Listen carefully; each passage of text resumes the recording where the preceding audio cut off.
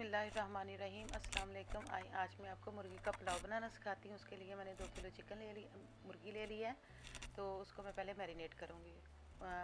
उसमें हल्दी, नमक और मिर्च डालूँगी, एक टीस्पून, और उसमें लेमन का रस डालूँगी। मैरिनेशन के बाद मुझे चाहिए चावल, लहसुन अदरक का पेस्ट, टमाटर, सब्ज़ मिर्चें, प्याज, खड़े मसाले और गरम मसाला। ये देखें।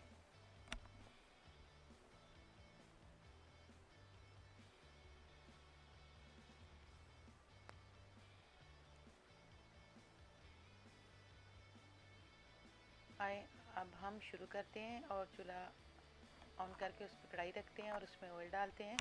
जब ऑयल गर्म हो जाए तो हम इसमें ज़ीरा डाल देंगे, हाफ़ टी स्पून, और उसके बाद हम इसको तलने के लिए मुर्गी इसमें डाल देंगे। जो मैरिनेटेड की हुई मुर्गी है वो हम उसको उसमें डाल के तो हम उसको अच्छे तरीके से फ्राई कर लेंगे। फ्राई करते हैं।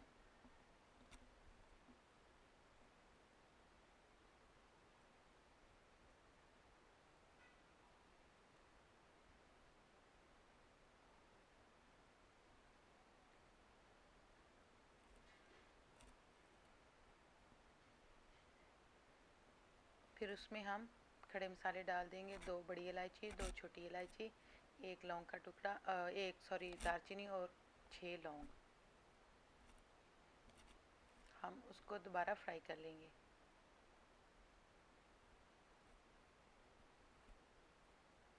जब चिकन अपना रंग चेंज कर ले तो फिर हम उसमें प्याज डाल देंगे।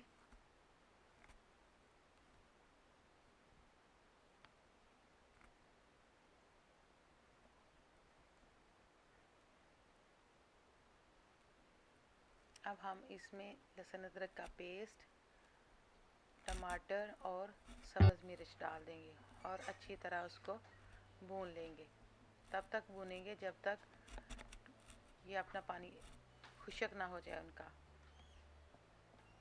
लहसुन अदरक पेस्ट जो हमने डाला है, जब इसका पानी ड्राई होना शुरू हो जाए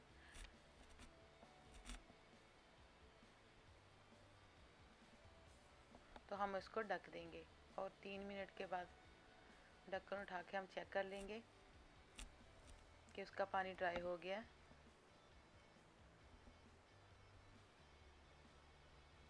फिर हम उसमें थोड़ा सा ज़ीरा डालेंगे, हाफ़ टी स्पून।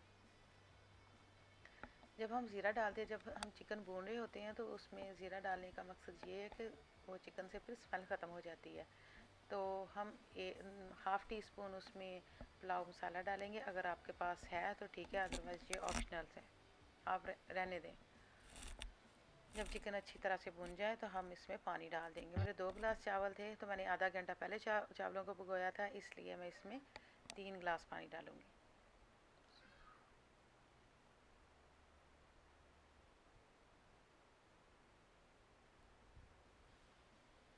पानी डालने के बाद हम इसको ढक देंगे और वेट करेंगे कि पानी उबलना शुरू हो जाए। जब 2-3 बॉयल आ जाएं तो चेक कर लें। फिर हम इसमें सूखी हुई मेथी डालेंगे। सूखी हुई मेथी हम 2 टेबल स्पून डालेंगे। ये बहुत अच्छा आपको मज़ा आएगा और बहुत अच्छा फ्लेवर देगी। और हम इसमें गरम मसाला डाल के मुर्गी को हिलाएंगे और नमक चेक कर लेंगे और जायफल जावित्री का थोड़ा सा पाउडर डालेंगे, लाइक 1 पिंच।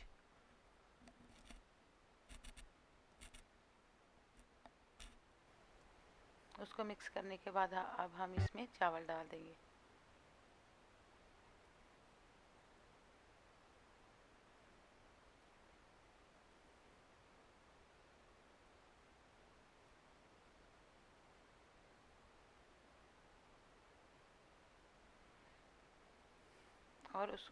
और उसको अच्छी तरह हिला लेंगे, मिक्स कर देंगे, चावलों को एक जैसा कर देंगे।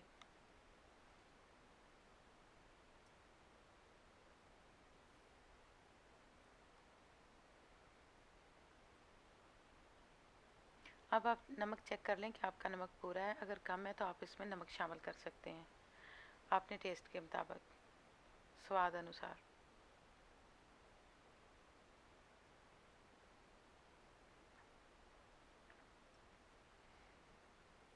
नमक डालने के बाद आप इसको नमक को मिक्स कर लें और इसको ढक दें। 2-3 मिनट के बाद ढक्कन उठा के देखें कि चावल पक रहे हैं।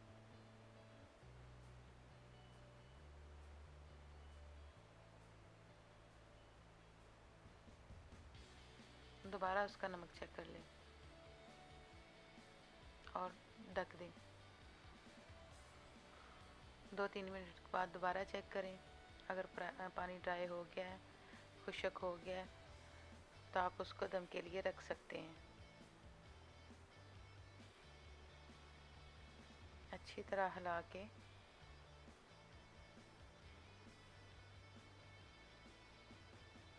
जब सिर्फ चावलों में नमी रह जाए, पानी खुश्क हो जाए, चमचा हिलाने से चावल सारे हिले, इतना पानी होना चाहिए, तो उसके बाद आप उसको दम के लिए रख दें। अगर तो आपके चावल थोड़ा उनमें कसर है, हाँ जी, अगर चावलों में थोड़ी कसर है, चावल कच्चे थे, तो उसी पौना भ्यों के रख के ना चावलों को ना दम ते लगा दो। फिर देखें कैसे बनते हैं माशाल्लाह। और 20 मिनट के लिए चावलों को दम पे रख दें। मिलते हैं 20 मिनट बाद।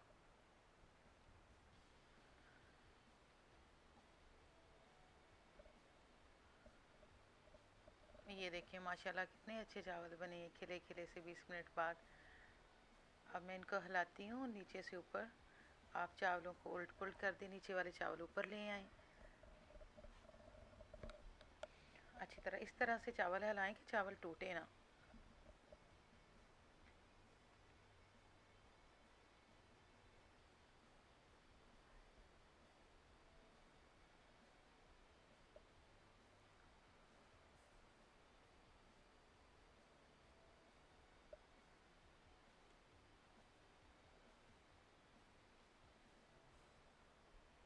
आप इसमें से आप जो खड़े मसाले हैं वो आप निकाल लें।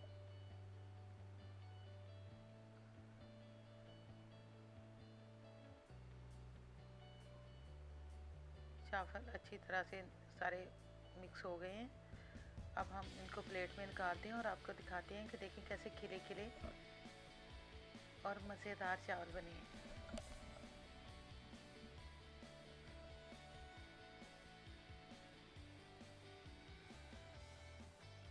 माशाल्लाह चावल गल भी गए हैं, चावल गले हुए भी हैं और अकेला अकेला चावल है।